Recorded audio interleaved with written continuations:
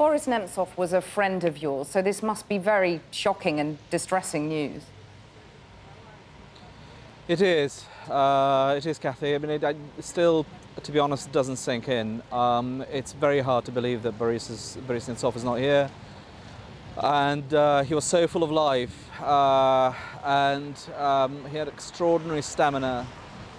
He continued to do what he believed in. He was probably the most dignified, sincere and honest Russian politician I've certainly known. And that's saying something. He'll clearly be much missed by yourself and others. What did he speak to you about his assassination fears? He did. I saw him a few months ago. I saw him in the summer then. We spoke on the phone quite a lot. And Nemtsov has talked about it without displaying any fear. I mean, he talked about it almost in a matter-of-fact way, saying, you know, he could go to jail, he could get killed.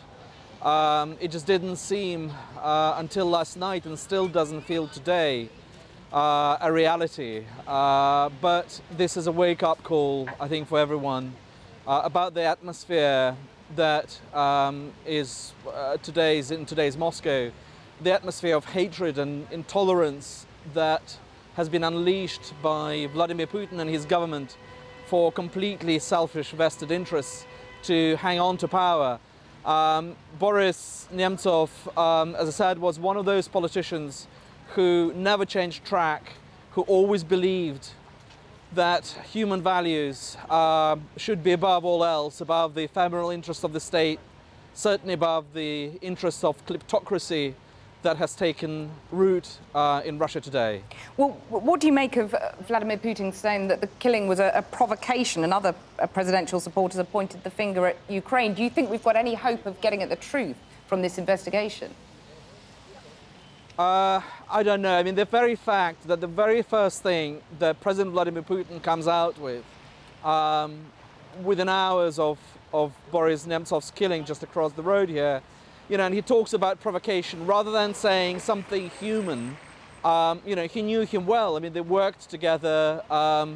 You know, just instead of saying how shocked he is, how horrible it is, he comes out, you know, with a line about provocation and how this is destabilizing Russia. This is just, again, testifies to that very fact that they care about their power a lot more than about human life. I don't know whether the investigation will lead to anything. I hope so. But the thing is that this killing is the result of whoever did it, whoever actually signed the contract or gave this order. As I said, this killing is the result of Russia's descent into this ugly nationalism and hatred that we've seen from the beginning of the war in Ukraine and the annexation of Crimea, which Nemtsov fought so hard against, despite going against sailing against the wind of public opinion.